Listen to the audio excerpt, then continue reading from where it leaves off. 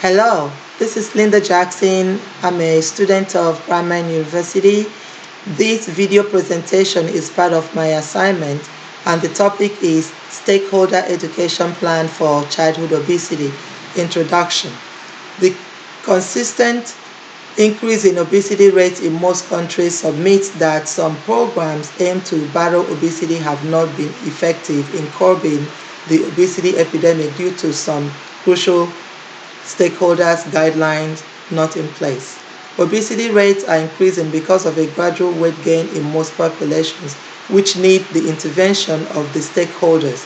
Other stakeholders, such as the Joint Task Force of the American Society for Nutrition, Institute of Food Technologies, International Food Information Council, parents, health providers, school administrators, community personnel, insurances can come together to generate a statewide resources to address the overall epidemic of obesity.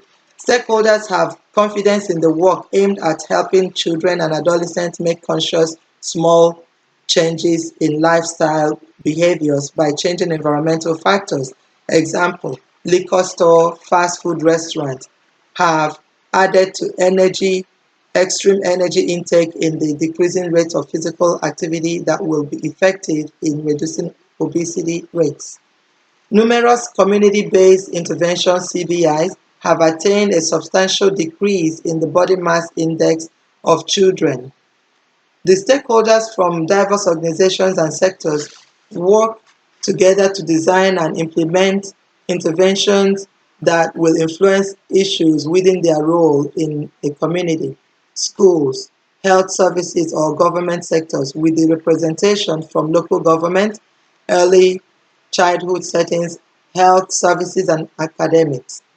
Stakeholders documented that their perceptions of what contributes to the intervention's positive result, reporting that partnership relationship were a critical factor of success. For example, engaging some significant community stakeholders will bring success. Nursing or educational theory and conceptual framework. Lay theories are implicit assumptions that ordinary people hold about themselves and their world. People with lay theories believe that many phenomena occur in their environment determines the importance of food over nutrition versus lack of exercise as the cause of obesity.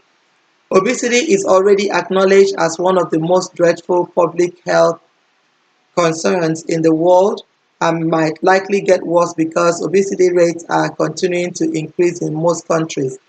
A comparison of the US body mass index distribution indicates that the body weight and BMI are increasing in the entire population. Notwithstanding the awareness of the problem with many ideas on how obesity can be bridged, there has been no real long-term accomplishment in confronting this public health problem. This lack of long-term success is to be blamed on the strain adolescents go through in upholding good dietary and physical exercise in the environment instead encourages excessive energy consumption. On an individual level, treating established obesity through lifestyle modification has proven to be extremely difficult, and those few that have succeeded have had to make dramatic changes in their diet and physical activity patterns. Unfortunately, many adolescents who achieve weight loss through lifestyle modifications regain most of their weight loss over time. Hesketh et al. Proposed that energetic children under 5 years old have better health and cognitive outcomes compared to less active peers, with positive habit formation early in life likely to be beneficial. Establishing a high baseline level of physical activity when young is very helpful because it is noted that activity levels decrease from late childhood through adolescence into adulthood. Educational intervention.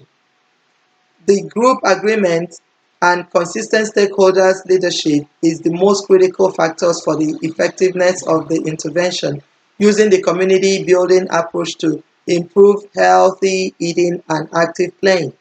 The intervention consists of multiple changes to environment in early childhood development and education platform. Academics, citizens, health professionals, and parents understood that government was liable for the health of their citizens and want guidelines that will improve eating habits while those unhealthy foods be taken out of schools.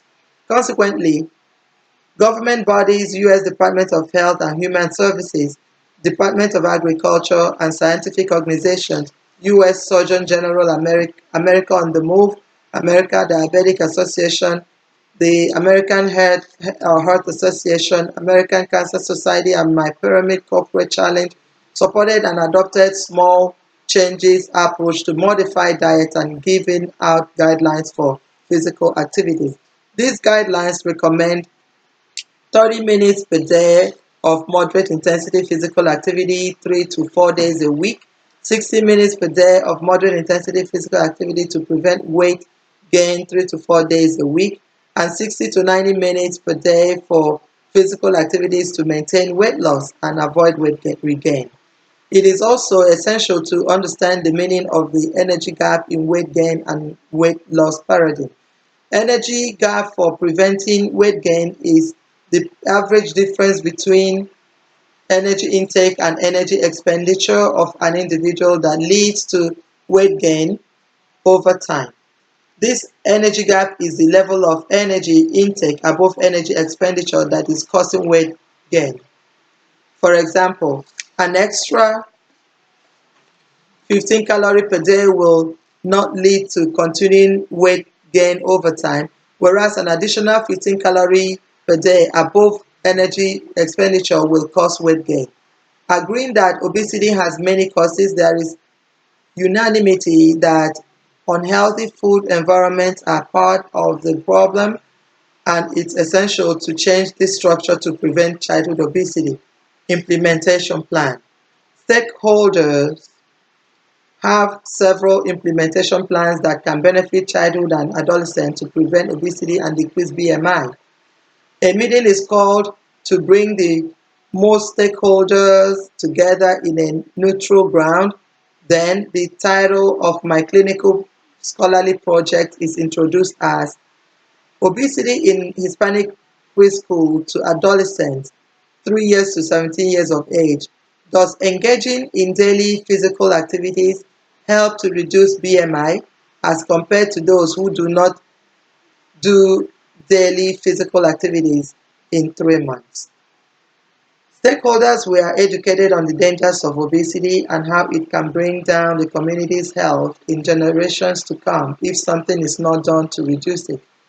Below are some possible strategic plans that are presented to the stakeholders to choose for implementation. To regulate unhealthy foods and beverages sold in school is one strategy to create healthy environment for children and reduce childhood adolescent obesity. Developing and sponsoring after-school program in the school for physical activities. Approving a healthy diet by adding a free flow of fresh fruits and vegetables in school meals. Mandatory implementation and management of healthy school food canteens to certify that canteen operators sell food and beverages that provide safe and healthy meals for school children according to guidelines. Stakeholders will create physical structures in pleasant environments suitable for exercise, workout, and other recreational youth activities. Giving heavy taxes on food industries that produce unhealthy snacks and drinks will help to prevent unhealthy diet. If the price is too high, children and adolescents may not afford it. Stakeholders should station nutrition coaches and exercise trainers in recreational centers to counsel parents and adolescents. Adding a psychologist in the coaching team would stimulate people to make additional small life changes. Stakeholders' approach can be applied to reduce environmental forces that promote increases in energy intake and decreases in physical activity. Pedometer, for example, Fitbit, can be made available at a reduced rate by the manufacturers for children and adolescents to afford. Another meeting is scheduled for stakeholders to present their chosen strategy, which is stakeholders will create physical structures in pleasant environments suitable for exercise, workout, and other recreational youth activities.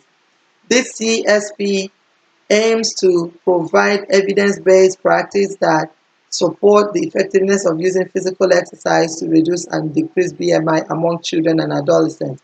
Plan of building recreational centers in strategic areas within the communities will commence soon. Conclusion. Childhood and adolescent obesity have become an insurmountable task that gets all stakeholders puzzled on the epidemic of the condition and wondering how best to combat it. Stakeholders would continue to hammer on small lifestyle changes and are convinced that small change approach is an active way to handle children and adolescents' obesity by using nutrition and physical activities to reduce obesity and decrease BMI. Thank you for taking the time to listen to my video presentation. Goodbye.